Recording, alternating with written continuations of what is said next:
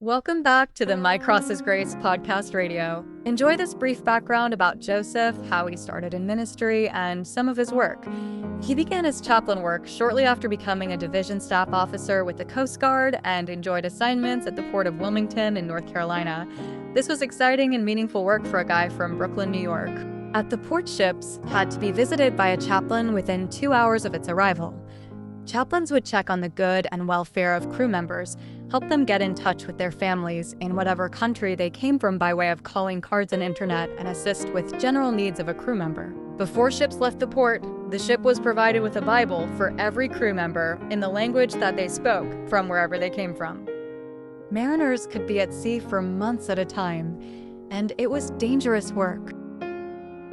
Joseph later went on to become a certified police sergeant with Georgia State GSU in Atlanta and was tasked as the department chaplain, who was also selected to lead the first ever HOPE team for the department, which is known as the Homeless Outreach Proactive Engagement Unit, and because of his efforts became the only award-winning law enforcement official to be recognized for the groundbreaking work that was achieved.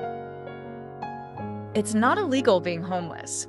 On average, 57 homeless people died on Atlanta city streets every year. There's an annual national count of the homeless, known as the PIT count, which stands for point in time.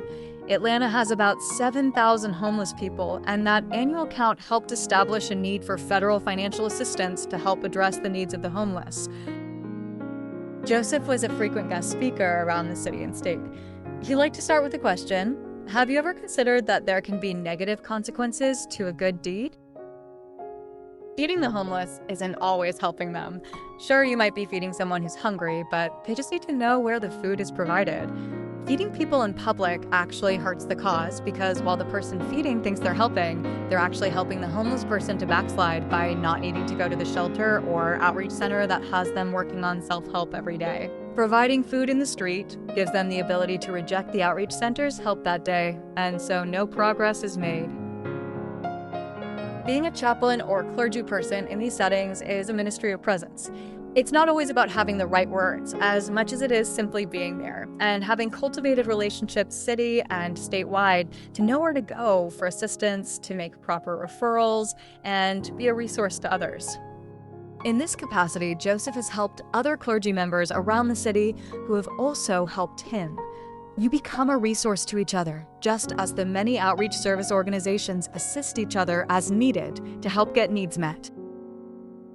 Joseph also helped establish a homeless advocate certification for city and state workers that was very effective in helping to establish best practices toward helping those experiencing homelessness.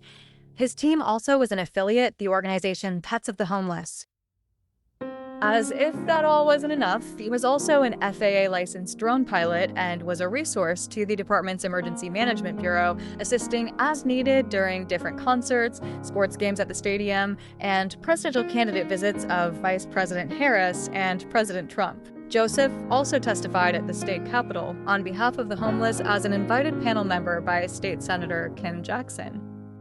Because of his many talents and connections, Joseph was widely recognized around the city of Atlanta and state of Georgia as an individual who could make things happen.